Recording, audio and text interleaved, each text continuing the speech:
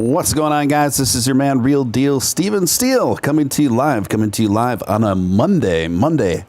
Just another manic Monday. I wish it was Sunday, because that's my fun day, said the seminal, quintessential 80s girl group, the Bangles, ladies and gentlemen, from their 1986 hit, Manic Monday. I think that's the only time the word fun day has ever been used in a pop song. I wish it. That's my fun day. That's my fun day. What is going on, guys? What is going on? Got a great show lined up for you tonight.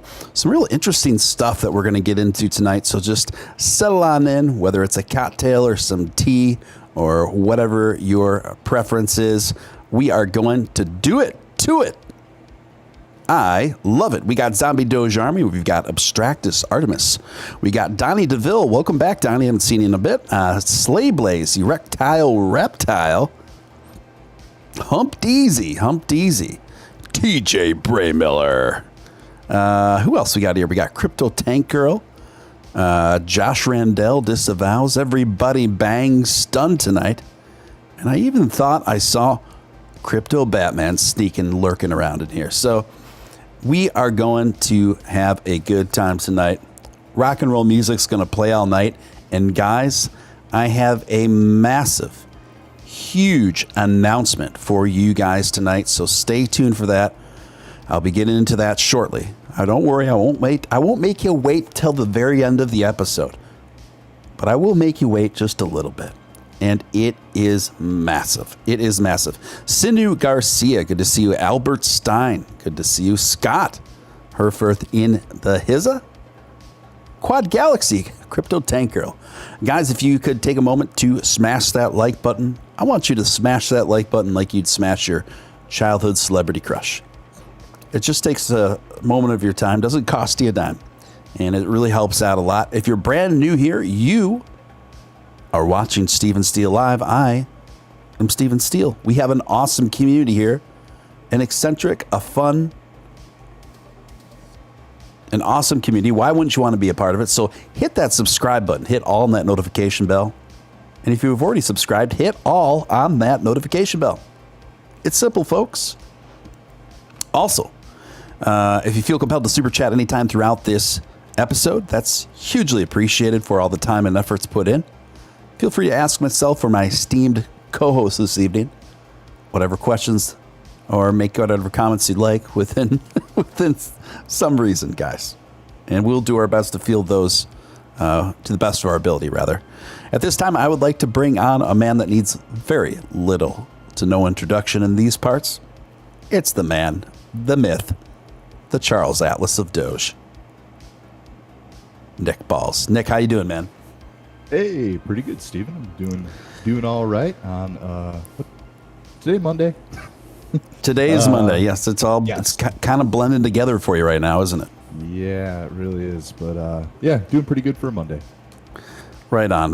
I'd have to say the same, all things considered. So Yeah, I got some really interesting stuff to get into tonight. Some really interesting developments here. But before we get into that, I never got a chance to talk to you about it really the other night. But you and your girlfriend just went to see Tim Dillon, right? The comedian. Yes, we did. Yeah. Oh my God. Yeah. How did that go? It was okay. So we got there 2 hours early because we thought the last time we went to the same place, we went to go see Bobby Lee, and we were there like an hour early, and there was a huge line. So like we get there 2 hours early. I was gonna have drinks, and I probably had too many. And we get there, and there's another couple there. They're from Kenosha, Wisconsin. Go figure. Okay. And they looked like they were clearly punk rockers. The guy had a mohawk, and the girl had a completely shaved head. Yeah. And they were cool as hell. We were the only people there, so we were just talking at the bar with them. Mm-hmm. And we were first in line, so we sat front row, right in front of the stage. And about 5 minutes into the show, this guy's girlfriend starts recording Tim Dillon on her cell phone. Oh no! And Tim roasts her. But it was pretty minor. I mean, he didn't get crazy with it. But then, like, later in the show, he just went off on these people. And because he pointed at us, like me, he pointed, because we sat at the same table with him. Okay. So we have to, like, double up. And so he was pointing at us, and he's like, "Sir, what do you do for a living?" And I freaked out. I was like, "Me?" But no, he was talking to the punk rock couple. And he just went in. His whole set, he went, no lie, he freestyled for an hour and a half.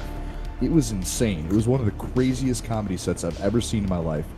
I've seen a few, and I was crying. I was like, literally, I was crying, laughing. I was like having to wipe tears off my face. It was so funny. So he was winging it? He was off script? You could tell he had like the intro, and like there was some bits in the middle, but yeah, for the most part, he kind of freestyled it. He did a little, bit of crowd work. It was really, really well done. You could tell that he just like, I don't know how he does it, man. He's just really, really good. He's he's like a top level comedian. Yeah, I agree. As far as the current landscape of younger-ish comedians out there right now, I mean, Tim Dillon's right on the top of it. And you can always tell who the real naturals are in that field by how well they can freestyle and do crowd work like that. Yeah, he had a few. Oh, another hilarious thing. So the guy who opened the show, he gets up there, and a bunch of people were commenting about him before we walked in. He looked like this older Italian guy. He's wearing this tracksuit, and he was okay. His set was okay. You could tell he was there to MC. Wait, an older Italian guy wearing a tracksuit? You don't say. Yeah. Turns out it's my neighbor, Joe. No way. I haven't seen this guy. Former neighbor. The building got bought. He ended up getting a new place, but like, yeah, I haven't seen him in like a year, and he gets on stage, and he was my neighbor. It's like, what the hell is going on right now? It was so like Twilight Zone. It was funny.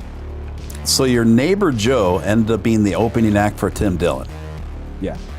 And he's an old Italian guy that wears tracksuits. I did not know him to wear tracksuits before. He was like, it was like a person I've known this guy for like 5 years.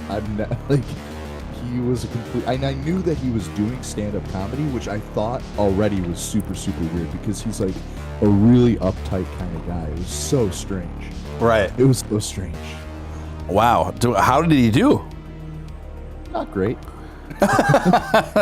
Okay. It wasn't like he didn't get booed or anything, but he had some zingers, but you could just tell like he's clearly like he was a great MC, but he's a newish comedian, so he's still working stuff out, and he by the way, he's like in his late 50s, early 60s, just getting into comedy, so that's kind of weird. That is weird, but at the same time, the fact that he even has made it far enough to open up for acts like Tim Dillon, getting into comedy at that stage in his life is kind of cool, man. That's pretty cool, actually. Yeah. I used to. In fact, he was when I first started training. He was like in the gym with me almost every day. I have a gym at my condo. Sure. That's where I originally go. He was there all the time. It was crazy. Yeah. Honestly, it's a pretty good testimony that it's never too late to start a new. Well, eventually it's going to be too late. We all die, but yeah, it's to a certain degree. It's to a certain, as long as you're alive and functional. Put it that way. As long as you're alive and functional, it's never too late to begin a new dream. So, yeah, that's awesome, man. That's awesome. Some interesting things going on. Let's just break into the top story here of the night. This comes. I'm going to read a bit out of Bazinga, who is that same reporter that did a piece on you. Is going to give me a call just to ask me a few questions about crypto and regulation, and so I'm going to be mentioned or featured in some piece pretty soon off Benzinga, so we'll see. Anyway, Benzinga writes, Elon Musk says, important that Dogecoin update finds more nodes in preparation for fee reduction. What happened? Twitter user The Doge Whisperer said that 205 computers are currently running the latest update of Dogecoin software. The user said that more nodes are needed to upgrade and new nodes are needed. Once a higher percentage of new nodes are running, a new update will be released, said the user, adding it helps secure the network and lower the transaction fees. Musk said this was important. He just replied with a tweet that says important.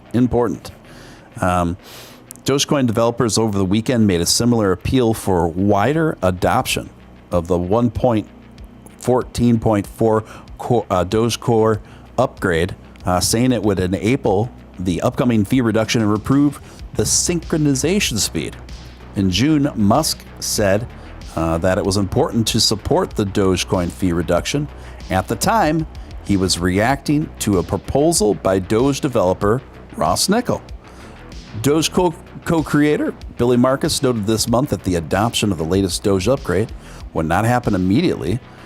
The update is the first part of a two-stage update to lower the Doge fees. It is in the follow-up release that fee lowering would be implemented. Let's see, anything else in here? Yeah, that's about it for this story. So here, Elon Musk jumping in with just one word, but it's one word that says a whole lot, right? Because here Elon Musk, he hasn't tweeted specifically about Doge, and I don't know, probably maybe going on a month almost, and at like clockwork, people are like, "Oh, I don't think Doge. He's really passionate about Doge anymore. I don't think it's really something that's on his agenda anymore." And which we know is, it's nonsense, right?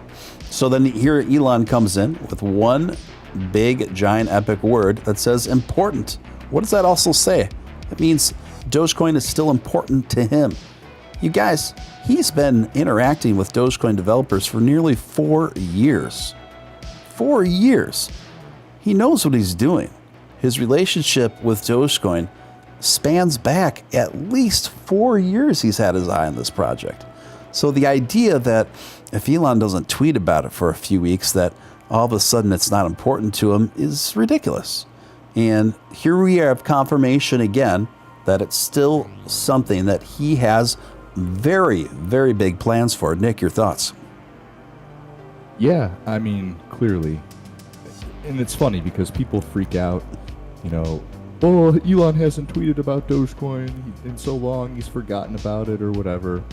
Mm-hmm. And it's like, if he doesn't specifically say Dogecoin in like an actual posted tweet, it doesn't matter. When in reality he's interacting with all of these, like that account, by the way, that posted that update that he responded to, it has like 1,800 followers. It's not a very big account.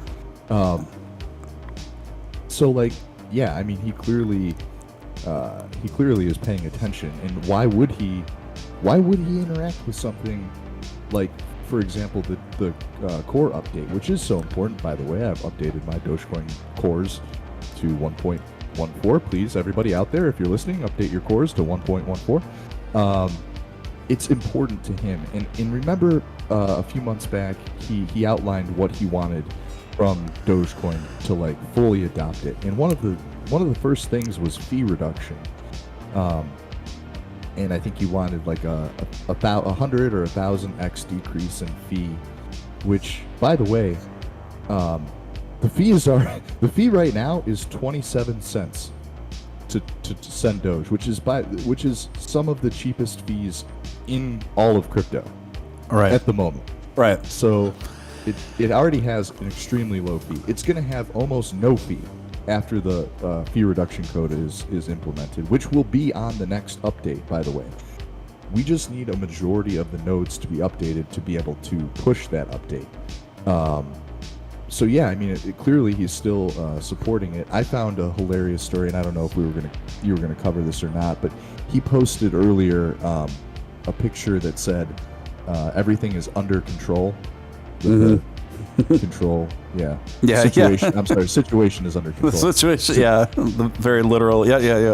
Yeah, and I forgot what his name is. I think his name's Mike or something. He posted on. He has a YouTube channel. Mike Davis. That might be him. Okay, yeah. That's him. He posted. Look at the keyboard. If you look up in the left corner, there's a D. So it means, Dogecoin, the situation's under control. I don't think that's what that is. I think that keyboard is actually a German keyboard. And I think that's what that letter is. I don't know. I think I'm reading too deeply into this, but either way, Elon's still here. He still cares. Yeah, There's a reason why he wants us to update these things, and it's important for the network, and it's important moving forward. And if Tesla or any of his other companies are going to accept Dogecoin, it's got to be the best Dogecoin it can be. And how are we going to do that? Reduce fees. Right. So right now I'm looking up a German keyboard. I did too. And it is the same positioning. Yeah. So I'm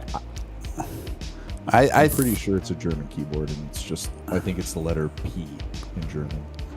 Yeah, I think you might be right there. And because I did quickly check out that Mike Davis video, because a couple people did message me about it, so I did get on it and I did see what he's talking about. There's an umlaut. There would be an umlaut next to the P, but on some keyboards, I think the umlaut is differently arranged.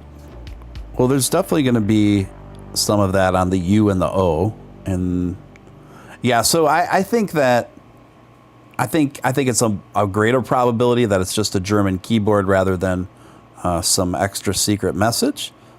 But then again, I don't fault people for trying to really look into cryptic messaging because of Elon's history of deliberately putting out cryptic messaging, right? So I can understand why people look for it too. But I think you're right on this one. I think it's more likely just a German keyboard. Anyway, let me see what's going on in the chat.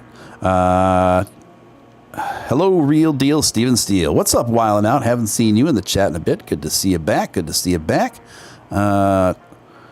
see. Steve, says David. Hello, David.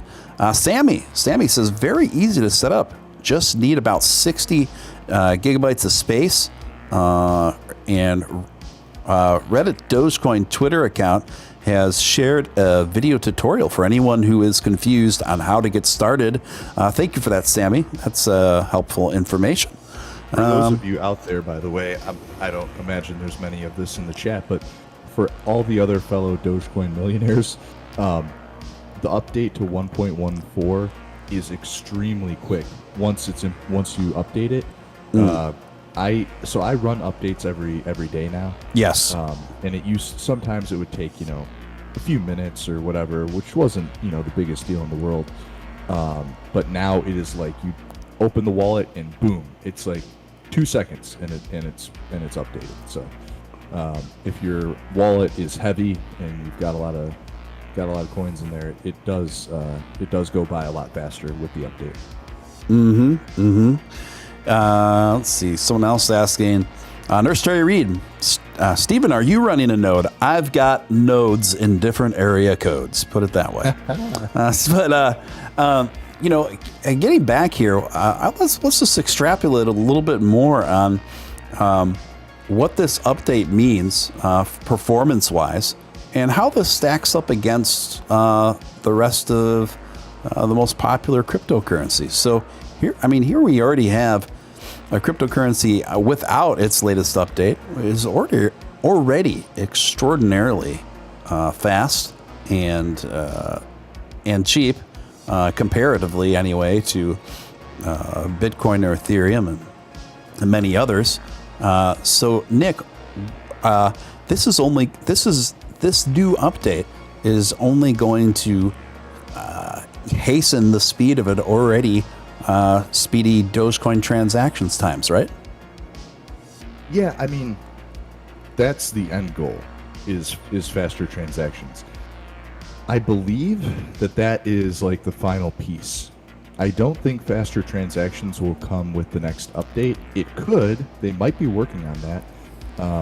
I've been all over the GitHub and I haven't seen any like postings about like what they're doing specifically to make that happen.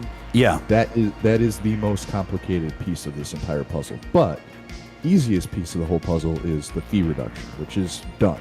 It's already been done. So it just has to be implemented. And that's a huge, I mean, fee reduction is a huge thing to overcome. I'm looking actually at a CoinDesk article.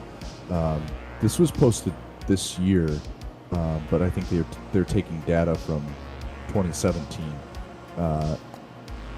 Multiple sources. The average fee for Bitcoin was roughly $59. Wow. Which is insane. So, yeah, I mean, when you compare Dogecoin's already low, I mean, the fee is already so low. It's the fee for Dogecoin is one Dogecoin. It's 27 cents. Yeah. Which is extremely low. But I mean, lowering that by 100 or 1,000 fold is insane. You're talking about a fraction, fractions of a penny at that point. And I think that's a huge hurdle to overcome, which should, at least in theory, kind of get the exchanges set their fee, their fees accordingly. But I would hope that some of the major exchanges, start to realize like customers are only going to go to what exchanges are the cheapest. And by the way, I had to do my tax documents today, and so far for me, at least, Kraken is winning the race on fees. They are really fee low. I'm talking like I've only done Bitcoin transactions there so far, but it's been like a fraction of a penny per trade. So nice. Binance and Coinbase very fee heavy. Gotcha. Especially Binance is very, very fee heavy. My goodness. It used to not be. It used to not be that way. Yeah. All my experiences with it has been that the fees have been pretty it's significant. Even worse over at Coinbase, or so I'm told. I can't go there. That's I was reading about this latest upgrade, and one of the significant features in it is it's going to allow users to import private keys, so that the data will prove users' ownership over the funds that they're moving back on the blockchain. I think that's really cool. And then a lot of minor fixes that are going to improve non-English translations to the network, various security upgrades, and some other interface upgrades. And then, of course, what we've been talking about, a fee reduction structuring. So this is awesome. What I'm really eager to see, and what I'm really eager to talk to Ross about, is how this is going to affect potentially NFT markets and digital purchasing media markets in terms of both music and art. Right now, we're dealing with Ethereum, whose the gas fees are just extraordinary, and it's God. it's very difficult for consumers to navigate on a day-to-day basis, because you literally have to keep an eye moment to moment on when to make your purchases, because the gas fees just swing so wildly, literally from moment to moment. Now, I'm eager to find out how significantly Ethereum 2.0 is going to help this and stabilize this, number one. And number two, how the Dogecoin Ethereum bridge is going to potentially improve a lot of this, and what the future looks like regarding this. So, I think it may be a good time to maybe even talk about NFTs a bit more today, because are we in a bubble with NFTs? I think we are. At the same time, I do think they're here to stay. No question, in my opinion. That being said, because they're going to be here to stay, there are some serious problems and just some serious dilemmas that need attention, are going to require immediate attention. And that is, a lot of this stuff is our fee issues and efficiency issues, things that Dogecoin can potentially be the most significant anecdote to. What are your thoughts, Nick? Yeah, I agree. I think NFTs are here to stay. So I saw somebody in the chat earlier. They're like, I wonder what Nick's opinion is on NFTs. I love NFTs. I have not purchased any NFTs, but I've been given a bunch. I have a ton of NFTs that people have sent me. I've never sold any. I don't like. I just feel like I'm beating a dead horse. I don't have any Ethereum, which is a huge hole in my portfolio. Oh, wow. I'm aware of it. But I am waiting for my next Dogecoin sale to hop on the Ethereum train. I'm also going to up my ADA holding, because, as we know, ADA will be able to do the same thing that Ethereum does as soon as Alfonso, I don't know, whatever the hard fork is that comes out. The Alfonso hard fork. Alfonso, I can't believe it. Just sounds like a gay. It just sounds like a gay porn. Yeah, it does. So I'm waiting for that, but I will be purchasing some Ethereum soon. I had a call with my tax guy today, so I need to make a sale either way to pay off some tax stuff. But I'll probably be picking up some Ethereum, and with that, I will be buying some NFTs. I do think that right now, though, I look for the best. I've been pretty good at picking out the best opportunities of buys so far. I've tripled my ADA. Basically, I bought ADA at $1. It's at almost $3 now. Dogecoin, I made 33,000% gain on. So, I try not to get whooped up into a frenzy, especially when it comes to digital assets. I think there will be a time, probably in a year, when the NFT market cools off a bit, and that's probably when I'll start looking at NFTs more seriously, once everything kind of calms down. That being said, I think people are having a lot of fun right now with NFTs, and hey, if you're into collecting art, or if you're into collecting digital media and you've got the money and it's not breaking the bank, or if you think it's just a good investment and you're going to hold on to it for a long time, who am I to say that it's the wrong time?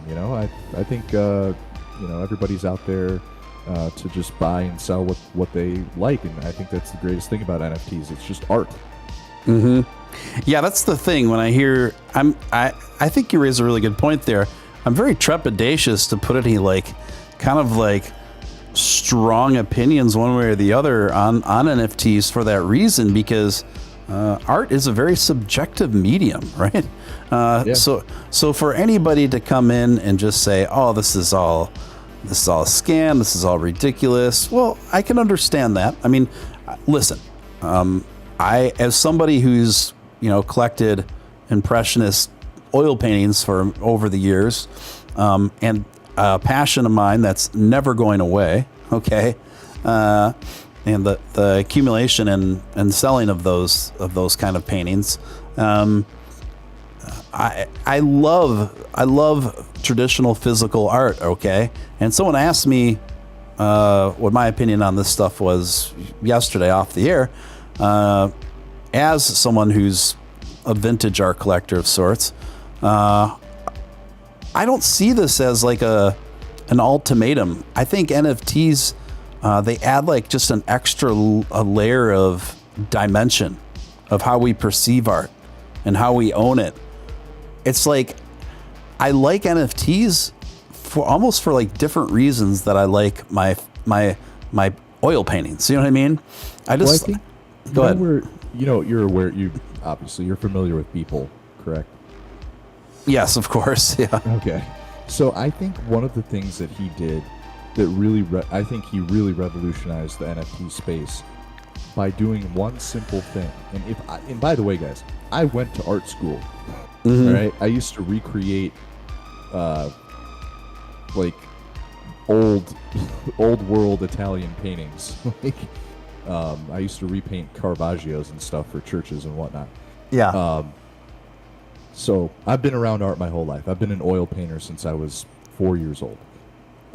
What Beeple did that made NFTs pop so big is that he was one of the first guys to start shipping actual physical product with the NFT. And I think that's a huge thing because people who collect art I think there's a lot of people out there who are making NFTs on the blockchain, and that's all it is just a code on blockchain, which is fine. There's nothing wrong with that.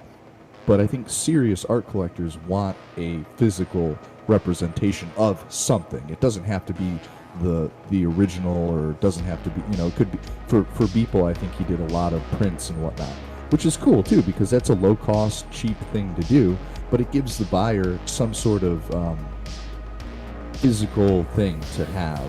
To just kind of solidify what they own as theirs. And I think that the combination of creating physical material and physical media and pairing that with digital assets, I think that going into the future is probably going to be a big thing. And right now, obviously, the focus is on just the digital, NFT part of it. But I think that the more that artists combined the pairing of physical media with digital media, you're going to start to see like a lot more interesting things start to pop up. I agree, and I think that's really well stated there. Oh, by the way, first super chat of the night. Better late than never, and thank you so much, Mr. X, for coming in. Good to see you back. $5 super chat says Steele appeal. Thank you for that. Appreciate it. Bang Stun says Steven's big news is that Upshot is going to be on the show tomorrow. No, that is not the big news. But thank you for reminding me about the big news. We'll get to it right after this NFT conversation here. I want to just extrapolate a bit more on what we're talking about here. And while you're listening to you in that last round, Nick, I couldn't help but think just about very obvious points that, in my opinion, validate the NFT marketplace in terms of what about digital art? What about all digital artworks? Is digital art not real art? You almost have to take the position, if you think NFTs are completely not a valid medium of art, that digital art isn't real art. Because how do you don't hang digital art on your wall? You don't store it. So you certainly don't store it in the same way that you would physical paintings and sketches and drawings and things like this and sculptures. And you don't have the same relationship with the digital art as you would a sculpture or a painting, of course. But nevertheless, digital art is art, and it requires many times a lot of thought, skill, and labor. And sometimes art, because it is a subjective medium, whether you're talking about music or artwork or design, really, sometimes the most brilliant things happen very quickly. sometimes the things with the most appeal don't necessarily even take the longest. It's just because they're products of the human spirit, of the human's creativity, right? And just as sometimes the best songs are the most epically renowned pieces of music, whether it's classical or the Rolling Stones, you hear stories about how some of these things, some of these compositions were written very hastily, almost as sometimes as throwaways that they maybe brought back and realized they had a lot more potential than originally conceived. And that's just all part of the artistic process. So for people that come in and make a very, I can understand people not being super wild about it and being trepidatious about spending a lot of their own hard-earned money on NFTs. I understand that. But to write it off as it not real artwork. And how do we quantify ownership of digital artwork? Well, that's where the blockchain comes in, right? Blockchain is the perfect and best technological solution that we have towards quantifying what qualifies as ownership of any digital work of art. Your thoughts, Nick? Yeah, I would pretty much agree. And I think that there will come a time, and who knows, the time might have already came and went, but there will be a time when digital art is created more than traditional art, meaning there will be more digital art in cyberspace than there was ever physical art created in the world. Mm-hmm. That time might be rapidly approaching just because of the way that digital media is created. I mean, think about how much of our world is digital art, and you don't even think about it. Everything that goes on a web page, everything that goes on a TV commercial, everything that goes in on everything you look at on a daily basis is some type of digital art you don't even think about, but it's there. In kind of a hark back to Andy Warhol, it's like everything is commercialized and everything is art. So I think that there will come a time when digital media outweighs traditional media, and that, like I said, that time might have already came and went. I don't know what the distribution rates are on those things, but I'm sure it's probably either here or rapidly approaching. So why not monetize it and have people be able to take ownership over what they've created or what they want to sell and what they want to buy? And I think we're in a time that is really interesting for that. Yeah, totally. And I think you're bringing up Warhol is very, very apt under the premise of what we're talking about. Crypto Batman says, I love the blockchain because it records the history of it. I love that. It's just so easy to access everything you want to know about the art piece. Really well stated, Crypto Batman. It also kind of, I don't know if you've ever read the book, The Medium is the Message by Marshall McLuhan, who was a renowned Canadian philosopher. But that book now is kind of seeming even more and more prophetic about things that he was pontificating on, where things were headed even when he was around. So it's just, I just think it's exciting too, because the more I learn about this scene and this landscape, it also, the NFT scene, in my opinion, and by the way, you guys, if there's anyone watching and NFTs aren't your thing and you're just like somebody that only connects with owning physical art, I get that. I'm not discounting your opinion. Again, I understand that point of view too. Like I get that, and I don't think that's a wrong opinion to have. That's actually the point of this conversation. I don't think there's any right or wrong opinion to have about this stuff. It's just about, it comes to about like all art being subjective. It comes down to personal taste, right, Nick? Oh, of course, and that's the beauty of art, and that's why, for most of my life, I've taken part in art form, one art form or another. I went from painting and then going to school for oil painting and then getting into bodybuilding, which is an art form in itself. It's very subjective. We do get up on stage and there's trophies and stuff like that, but it's really up to the eye of the judge to award people their medals and whatnot. So I think there's art in everything in life. You can create art out of anything, and the blockchain has proven that theory to be true, especially in 2021. Yeah, I think it's well stated.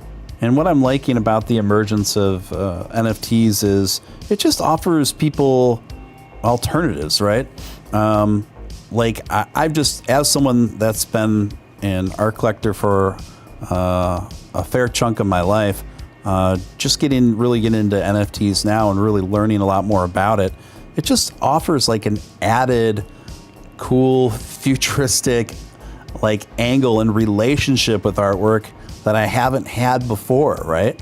Where now it's really exciting to be able to browse digital pieces online and actually have the option to be the sole owner to the rights of that piece.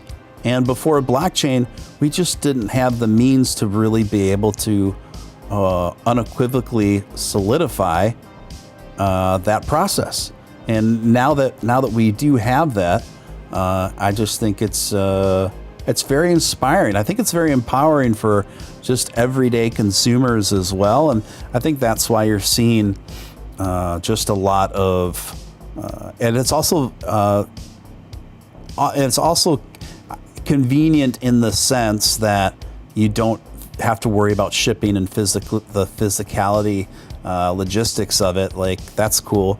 Now, I think the process of purchasing NFTs has to be streamlined considerably, but we are still in the infancy stages of this thing, all things considered. But I think it's really cool, especially in the era of the pandemic where folks can just browse on their phones or their laptops through entire collections and bodies of digital art at their fingers and pull the trigger and purchase the exclusive ownership and rights to these pieces at any given time, provided it falls within their budget. I think that's we've never had options like this before. So I think that's another reason why we're just seeing so many people within crypto and even outside of it. I think that's one of the main reasons why we're just seeing so much enthusiasm in such a short amount of time right now. So let's see here. NFTs and gaming are going to be huge, Josh says. I agree with that. Crypto Batman says, y'all sound smart AF. Or I'm drunk. I don't know. It's probably the latter. It's probably the latter. Go ahead, Nick. We're Elon level IQs in Florida. In which part of Florida? St. Petersburg? Yeah, either coast, South Florida, either side. Even northern. I was born in northern Florida. Jeez, it's probably worse up there. Right. So what's this announcement? I'm gonna get going after this. So I want to hear what's going on here. Sure. Let me get the super chat quick. Vampire Kangaroo, $2. Thank you, Vampire Kangaroo. Howdy, y'all. Any thoughts on Alchemy Pay? Do you have any thoughts on Alchemy Pay? Yeah, I actually was listening to George talk about it today. Yeah, go ahead. I know absolutely nothing about it. However, George over at Cryptos R Us thinks that Alchemy Pay is going to be the next big payment provider. So, and I usually agree with George on most of his assessments. So, yeah, I don't know. I'm not personally endorsing Alchemy Pay, but George at Cryptos R Us thinks it's good. So, yeah. I own a little bit of Alchemy Pay. I bought about $100 in Alchemy that I've been holding on to. The reason why I didn't buy more is because I'm on a budget. Number one. Number two, it's also it's still a bit more than I'd still put it like on a 50-50 between an experimental investment and investment that's got really solid long-term potential here. But I'm keeping a close eye on it, and I definitely think the potential is there. If I start to see that trajectory move even more in its favor, I will see what I can do to invest some more money into ACH. So thank you for your super chat. Reptile, $5 super chat. Solana's breaking all-time high right now. Thank you for the update on that, Reptile. I will, after Nick leaves here, we can check out what Solana is doing right now. And the huge announcement, and this is really big, and this is really cool, and just extraordinary things have been happening behind the scenes, you guys, with this show, and things we're doing on this end here. So the evening of September 8th on this show, I have two special guests that I'm going to have at the same time on that same night, and that is the evening of September 8th. I'm going to have the lead guitarist of Kiss on this program, Tommy Thayer. What? Yes. Tommy Thayer, lead guitarist of Kiss, will be a special guest on this show to talk about crypto and rock and roll and just life and everything else. And then along that with him will be Jesse Hughes. Jesse Hughes, the frontman and guitarist of the Eagles of Death Metal, and also from Queens of the Stone Age. So both of those guys are going to be here on Steve & Steele Live on the evening of at 9:30 p.m. Central Standard Time at September 8th. The lead guitarist from Kiss and the lead guitarist and frontman from the Eagles of Death Metal. And so that is going to be a wild show. Yep. This is crazy, bro. Well, I mean, they're both crazy, but we're friends with Jesse. But still, it's friggin', that's awesome, man. Wow. Yeah. I am shocked. I hope everybody in chat is hyped. That's going to be a hype show, bro. Yeah. That's going to be crazy. Wow. Yeah, that's How am I supposed to go to bed after that, man? Yeah, sorry, bad timing for you. Yeah, that's so awesome. Yeah. So, and this, you guys, this is just the beginning of what we have planned for this show. And we just have bigger and better things that are going to be coming throughout the rest of this year and going into 2022. And we've got big things. We got big things in store for this community, and it's going to be a lot of fun on this rocket ship to the moon, Mars, and beyond with y'all. So that's going to be the evening of September 8th. Tommy Thayer and Jesse Hughes. So can I join for that one? You can pop on. Yeah. Oh, yeah. Awesome. All right. I was popping for a quick hello. Okay. That's so awesome, dude. I can't believe you booked that. That's so cool. Yeah. Tommy followed me on Twitter, and then we started messaging, and to my surprise, he already knew who I was, and he's into crypto and stuff, and so we were just kind of shooting back and forth, and then we set the date. So, by the way, I'm no joke, and this isn't like pumping his tires or anything. He was my favorite band member in Kiss. I'm not a Gene Simmons fan. I always loved Tommy. Oh, yeah? Yeah. He seems like the coolest guy in the whole band. Yeah. He seems like such a cool guy, and I have like so many questions. I'm just already taking notes right now because I'm gonna be so busy trying to get all my questions out between having both him and Jesse Hughes on, and it's so great because Jesse Hughes, you guys, is also Jesse Hughes is a big fan of this show, and so that's really didn't already know. What's that?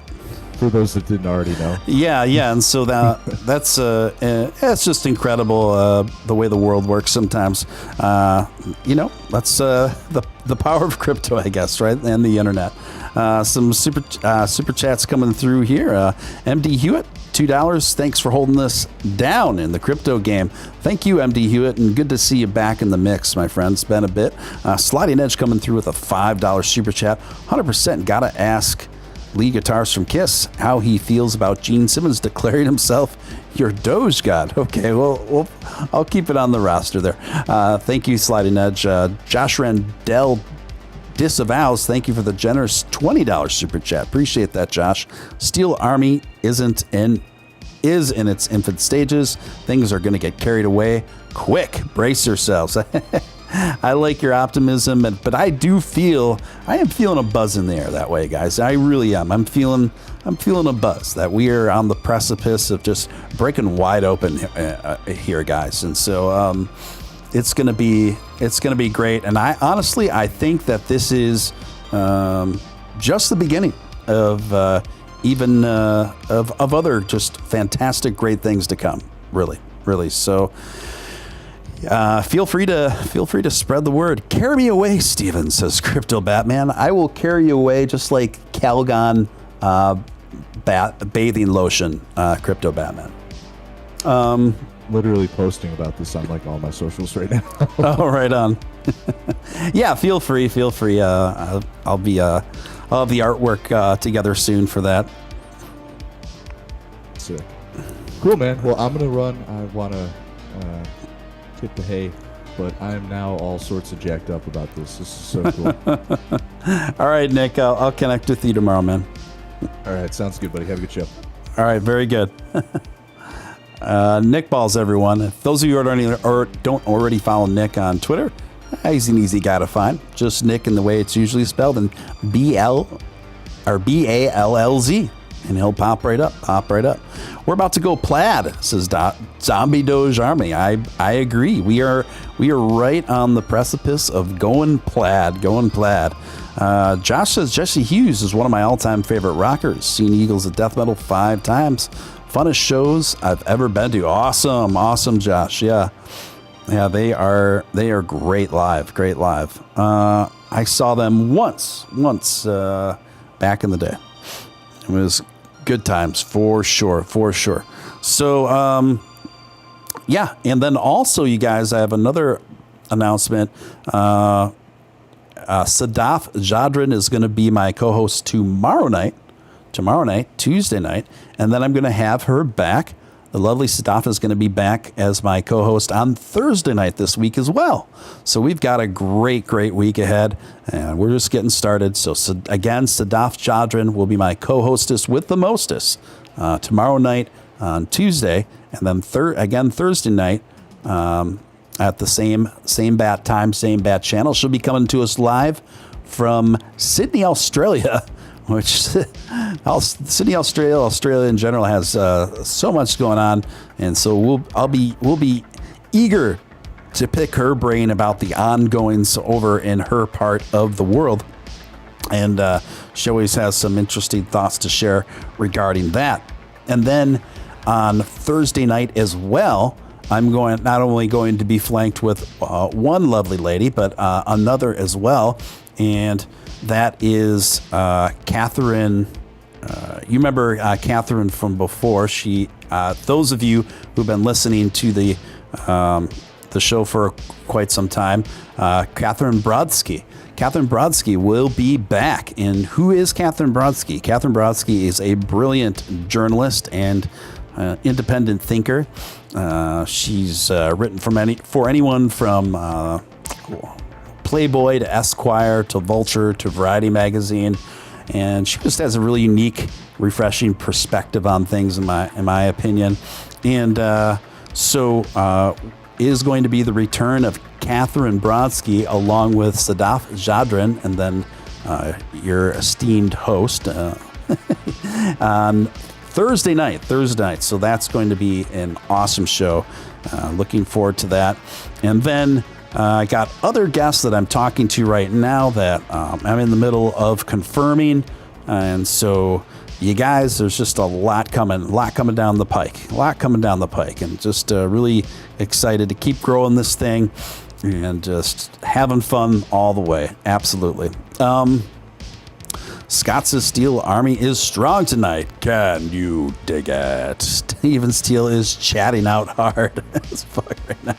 Yeah, thank you, Scott. Appreciate it. Oh man, so I'm just going to add. I just want to cover one other story on this NFT thing, then we'll go on to some other stuff. But this comes courtesy of Cointelegraph today. Corporate brands target NFTs. Adoption continues to skyrocket. Apart from creating their own digital collectibles, major brands are also acquiring popular NFTs amid growing popularity of non-fungible tokens. Such growing appeal for NFTs outside of the crypto space that major brands like Visa and Budweiser are now acquiring property items from popular collections. These moves are different from the usual corporate interactions that often involve creating their own digital goods. As is often the case with crypto and blockchain matters, significant adoption for major legacy players trigger a FOMO-driven frenzy. Several NFT collectors have seen massive price floor raises as their collectors hop into the trend. Visa bought a CryptoPunk piece for almost 50 Ether, which is about $150,000. And then, according to Larva Labs, the cheapest CryptoPunk available for purchase right now is priced at 119 ETH right now, which is $400,000. Oh my gosh. I think it's pretty ironic that an NFT line with the word punk in the name is the most valuable, the most expensive to get a hold of. That's just the way of the world. It's always been that way. But what we're seeing is overall, I'm not going to get into all the super details of this article. It's kind of a pointless exercise. You guys are smart enough to know what's going on. Basically, we're just seeing mass adoption of a new technology, of a new medium. And now that we have major corporations jumping on board, just at least from an investment perspective, this is a pretty extraordinary. These are pretty extraordinary signals, right, going on right now to show the long-term viability of something like this. Again, I will caution that I do think, don't get it twisted, I do think that we are in a bubble right now. But I don't think it's all going to evaporate overnight like many skeptics are saying. I really do not think that. I think that NFTs are here to stay, and we're also in a bubble. And then once that bubble ends, I think the NFT market's going to continue to do great things and stick around. But we're not going to see these huge, massive, wild prices going balls to the wall at all times going into the future. I think there will be periods where it's that way, but it's not going to always be that way. Thank you, TJ Braymiller, coming with a $5 super chat. It's going to be a great show on September 8th. TJ Braymiller. Yes, thank you. I think so too, and looking forward to that so much. How's Sadaf doing in Australia? Sliding Edge asks. She's doing well, but she's got her challenges. We're going to talk with the legalities going on over there. It's a lot. It's a very strict setup. So we're going to talk about it all with her tomorrow night here on the show, guys. Anyway. Billionaire investor John Paulson, this comes courtesy of the New York Post, you guys, says cryptocurrencies will go to zero. Hedge fund manager John Paulson made $20 billion predicting the downfall of the U.S. housing market in 2008. Now he's predicting cryptocurrencies will go to zero. Cryptocurrencies, regardless of where they are trading today, will eventually prove to be worthless, Paulson told Bloomberg in an interview. Once the exuberance wears off or liquidity dries up, they will go to zero. I wouldn't recommend anyone investing in cryptocurrencies. Despite Paulson's bearish stance on crypto, he said the short-term volatility of a digital asset makes it too risky for him to short or place bets against. Ultimately, the price fluctuation has more to do with the relative supply of the coins. Paulson added, there's no intrinsic value of any of the cryptocurrencies except that there's a limited amount. I mean, these arguments are so archaic because you could make these arguments about pretty much any form of currency.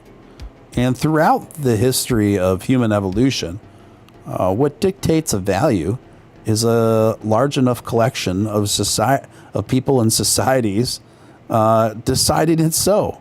At the end of the day, that's what's going to dictate the value, not a hedge fund manager that's seemingly fairly out of touch.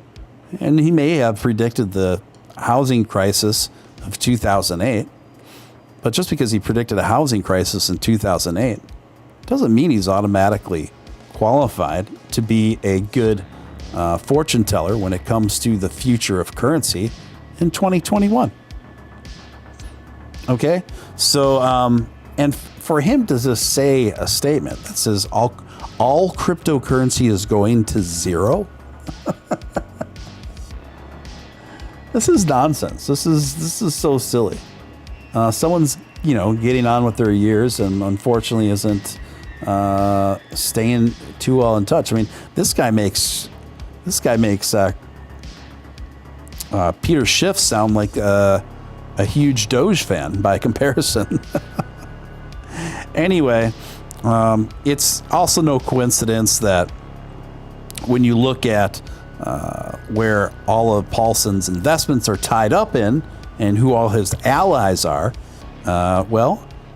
the emergence of cryptocurrency is definitely going to affect and already is affecting his bottom line and his investments. So at the end of the day, this comes down to a guy that's in a position of power and influence that is wielding it to spread FUD, essentially, to give his own investments an advantage on what he sees as an emerging threat. And that's the bottom line. When you read stuff like this, that's the bottom line. When I read stuff like this, I think about Bill Gates dissing Bitcoin. I think about him saying, cryptocurrency is used for illegal activity, as if other forms of currency aren't. And then Bill Gates said, that's not really the problem. It's too volatile. Well, that's not really the problem. It has a devastating impact on the environment. I'm like, they're just kind of trying to throw anything at the wall to see what sticks right now. That's basically what's going on. Let's see, a couple super chats coming in. Jason Huffman, $10 super chat. Thank you, Jason. Appreciate you, man. Always appreciate you. Just wanted to say hi right back to you, my friend. And thank you for your long time support of the show. Josh Randell Disavows coming in with a $20 super chat. Josh, thank you again, man. Thank you for your generosity tonight. Hugely appreciated. Word on the street is zombie Doge army would dump Doge at $1. Just what I heard. Hope zombie can clear that rumor up. Yeah, what do you say, zombie Doge army?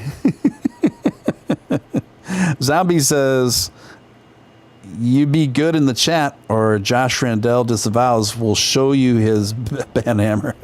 Yeah, some good-natured ribbing going on there. Thank you, Josh. Appreciate it.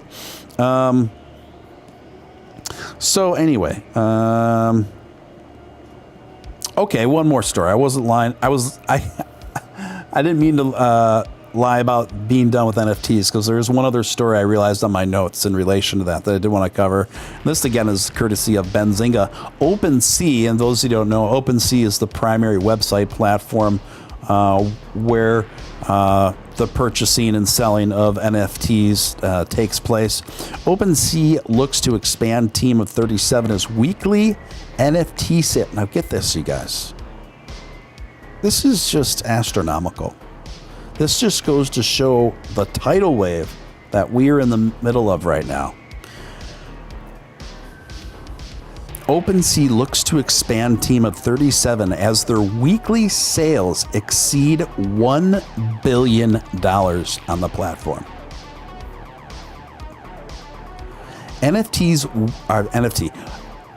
OpenSea's weekly sales are exceeding 1 billion weekly on their platform. This is the biggest financial renaissance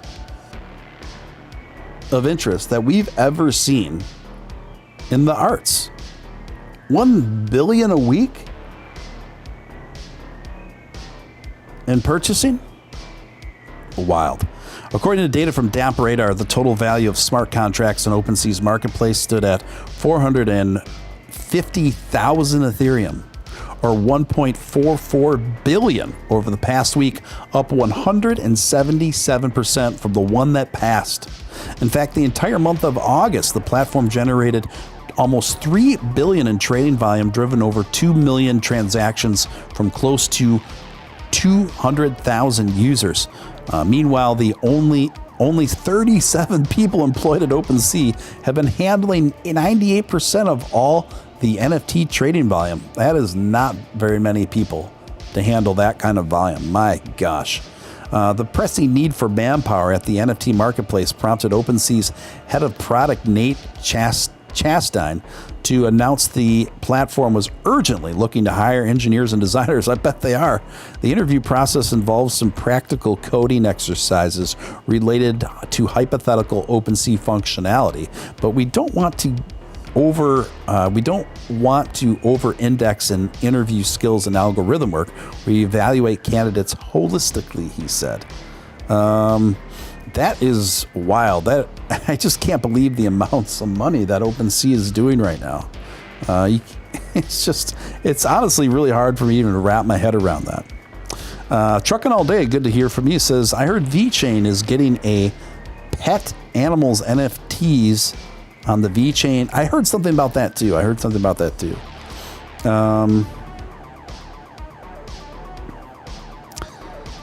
Let's see. Okay, I think I'm caught up to what you guys are talking about in the chat. So there's that. Let's see, anything else here? This is another interesting story too. This comes courtesy of Cointelegraph. Talk about peak irony. This is pretty hilarious.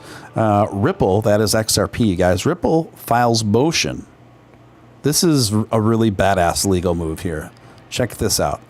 Ripple files motion to expose XRP holdings of SEC employees.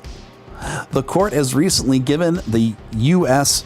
SEC until September 3rd to respond to Ripple's motion to compel the authority to provide data of its own employees' XRP holdings.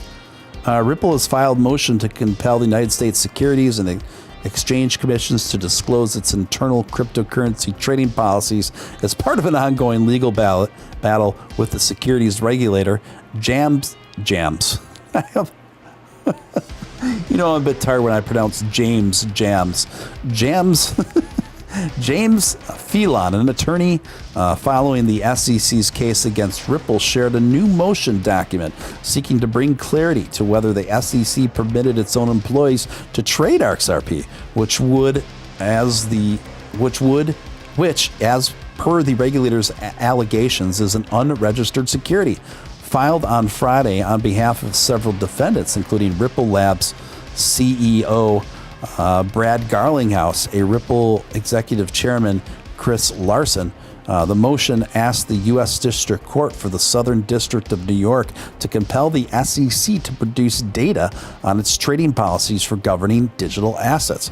So why is this funny? For those of you who don't know, the SEC has been frantically going after XRP over the last year. Very viciously, dare I say crudely. And so for their team, the XRP team, to turn around and go through a court of law and say, We demand to see all the XRP holdings that the SEC has, which could show an astounding level of comedic hypocrisy there, which I think that is going to be revealed. If you use OpenSeas, you can use Polygon, and it's gas is free. Yes, I'm learning about that right now too. SEC always getting debunked nowadays, Scott says. That is true. Yeah, and I actually, I just purchased just very recently an NFT from the Slum Doge Billionaires collection. It's a really fun collection. And yeah, and I posted on Twitter, and I put it up for auction, like a long auction. But I really like the piece. It's got a real kind of distinguished kind of pop art vibe to it. And plus it, I don't know, something just identified with me in that piece. So, if any of you are interested, it's on my Twitter or whatever. But I do really like that collection. I think it's a real up and coming collection, in my opinion, with lots of value potential there, in my opinion. TJ Braymiller just searched for name. Okay, and Abstractus, I guess, is working on an NFT line too. So I'll definitely be checking that out when the time is right. Slide Edge. Wow. The implications of exposing employees holding on crypto is also working. Yeah, I know.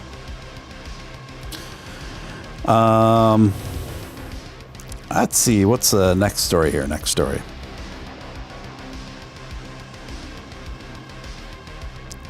Oh, yeah, this one. This comes courtesy of the Wall Street Journal. Crypto firms want Fed payment systems access, and banks are resisting. Efforts by a new breed of financial entities, if successful, could create more competition for traditional banks. Well, good. Cryptocurrency companies want to tap into the Federal Reserve payment system that traditional banks use to move money around quickly, and the banks are not liking it. Companies include Avanti Bank, which aims to provide custody services for institutional investors in cryptocurrencies, and Kraken. That's Nick's preferred platform, a cryptocurrency exchange platform. They say direct access to the Fed's payment systems, which will allow them more quickly and cheaply process orders from customers buying and selling digital assets. Currently, they must partner with traditional banks to have accounts with the Fed. Traditional banks said newer financial firms are supervised relatively lightly and lack the internal controls needed to ensure against money laundering and other legal activities. Concerns that regulators have expressed about crypto industry more broadly. And then they say firms are riskier because they aren't insured by the Fed Deposit Insurance Corp. It is reasonable to expect that such applicants will pose heightened risks regarding matters of anti-money laundering, cybersecurity, and customer protection, as well as safety and soundness. The Bank Policy Institute, which represents large banks, and the Independent Community of Bankers of America, wrote in a letter to the Fed last month. Well, you know what? All of these concerns that they have are not unique to cryptocurrency. These are concerns and ongoing problems that are always going to exist with any currency. In fact, you could argue that cryptocurrency is much safer in that regard, since it can always be tracked by blockchain. Versus cash, you don't have the ability to really do that. So this is, I think we can see through what's going on there. Anyway, guys. Oh, wow. Josh Randell disavows come with another big super chat. Thank you, Josh. Again, hugely appreciated, my friend. I think Steven Steele is super tight with Musk and is streaming from Starbase, Texas. Oh, man. If only that were the case. If only that were the case, guys. I'm not super tight with Elon Musk. I'm sorry.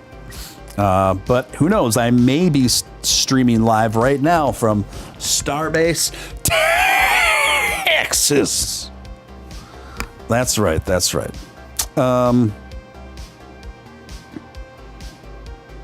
Scott says, yeah, Slum Doge Billionaire is my profile pic. I bought one last week. Nice one, Scott. That is awesome. That is awesome. Yeah, just to think a collection like Slum Doge Billionaire, once Doge really starts to go parabolic, and in my opinion, it's just a matter of when, not if, these kind of collections are going to have the potential to go absolutely parabolic. TJ Braymiller coming in with $20 super chat from TJ Braymiller. My favorite pro wrestling sounding name in the chat.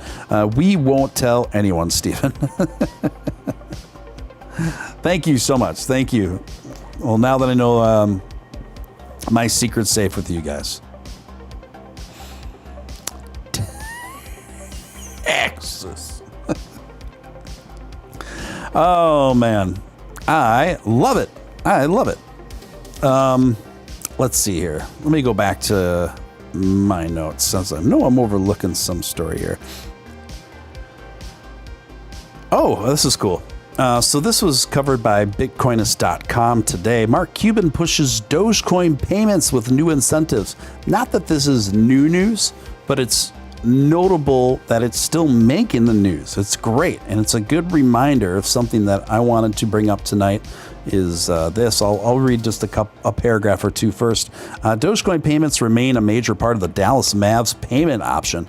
The professional basketball team owned by Mark Cuban had begun accepting Dogecoin payments in March, making them the first NBA team to start accepting Doge. Cuban said in a letter that Doge payments had seen a 550% increase just after the first month, adding that the team did not plan to sell any of the Doge it had received. Get a $25 gift card for paying with Doge. Now, to further promote the use of Dogecoin on their website, Cuban has announced an incentive program. The program is a cashback program of sorts that rewards fans for purchases on the Dallas Mavs online store. The promotion is a part of the Doge Mania promotion that is currently being run by the Mavericks. The promotion is scheduled to run from the 13th of August to the 20th of September. And it's right up there. Guys, I have already ordered a few items from the Mavericks, paying with Dogecoin. I think this is a fantastic opportunity for us to really show up in good numbers and prove to the world just how effective Doge Army is. How many people are intent on making Dogecoin the number one currency transacted in a retail space? Now's the time.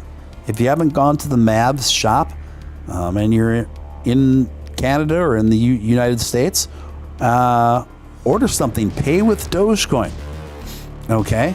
And because just imagine if Mark Cuban comes back in a month and says, you guys have doubled my numbers in Dogecoin. And he announces it to the media and on his socials. What is that going to do? That's going to have a reverberating effect across the whole business community. It's going to turn a lot of necks. And there's going to be a lot of other businesses at that stage that are going to say, wow, we're really missing out. We really need to add Dogecoin to our methods of payment. So this is a real opportunity to make a significant impact in my opinion. I got a closet full of Mavs merch, says Josh Randell. Oh, wow. Nice. This is my first Mavs merch. I've never owned any Mavs merch before this. I'm not even a big basketball fan. I don't even follow it very closely, you guys, to be honest. But I'm obviously a big Doge fan, and so for me, the purchase is very symbolic, and I think we should reward such decisions. You know. and stick together on it. Let's see here. This comes courtesy of the Daily Hold. Suspect disappears with oh my gosh. Primary suspect of an alleged Dogecoin mining scam in Turkey has reportedly disappeared along with 119 million worth of Doge investments. Local media TV 100 reports that the suspect, known as Turgut V, arranged one-on-one meetings, networking events, and promotions in an effort to lure investors into their Doge mining operation with a promise of doubling their money in 40 days. According to the report, investors dropped their Doge to Turgut V's system, where they regularly received dividends for the first 3 months, prompting more people to join in on the scheme. TV 100 said that a total of 1,500 investors transferred their Doge with the hope that they would generate profits from the system. By the fourth month of the operation, Turgut V and his cohorts managed to collect more than 350 million Doge worth 120 million at the time, but the group abruptly closed access to the system. Oh man, I can't believe more people didn't see that coming. This one's to me is just too obvious. Investors tried to reach the suspects, but no longer could contact them by phone nor location. That is the ultimate rug right there. My goodness. Well, the suspect's at large right now, and this happened over in Turkey. And Turkey's Terrorism and Organized Crimes Bureau is now conducting an investigation against the perpetrators. And there's 11 people involved, so we'll see. We'll see how it shakes out, but I have a feeling this guy is he's gonna get caught. I think justice is gonna catch up with him. Banks thought it was a pyramid scheme. Yeah, classic pyramid scheme. I spent $150 on Mavs merch and get $25 back or something. That's exactly right. You spend $150 worth in Doge, and then you'll get $25 in Doge back. Right.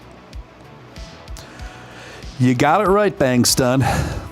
You got it right. Anyway, guys, I'm going to wind this one down. I want to thank each and every one of you guys for tuning in tonight. This was a fun show. This was great. I hope you had a good time. And thanks for tuning in. Always appreciate each and every one of you guys. Let's keep the positivity going strong, the Doge momentum going strong. And and don't forget, tomorrow night I will be back at the same time with the lovely Sadaf Jadran from Sydney, Australia. It's going to be a great, great week. You guys, thank you so much. Until next time, this is your man with a plan, Steven Steele, signing out. We operate with extreme urgency, then we have a chance of making life multiplanetary. Still just a chance, not for sure. If we don't act with extreme urgency, that chance is probably zero. And the rate of innovation is not going to be constant. It's either going to increase the rate of innovation, or it's going to slow down. If you look at American access to space with Crew, we were able to go to the moon in '69.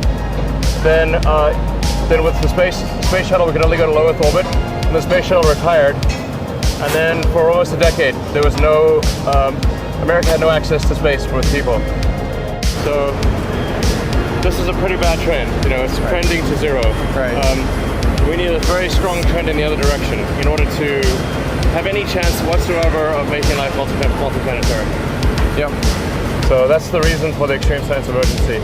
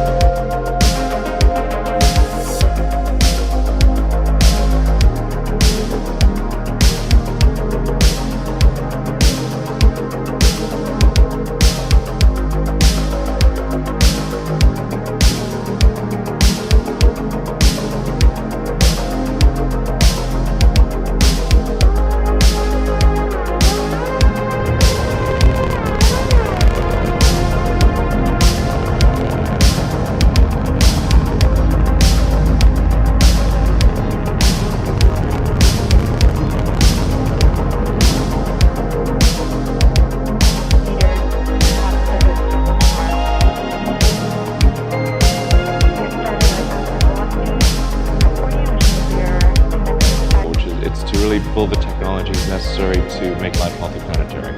To answer more seriously, if you consider the nature of importance itself and say, how do you tell that anything is important? Well, the lens of history is a helpful guide here. And the more you zoom out, the more you can distinguish the things that are important over a great span of time, the truly important things, versus the things that may seem important in the moment but are forgotten once that moment has passed.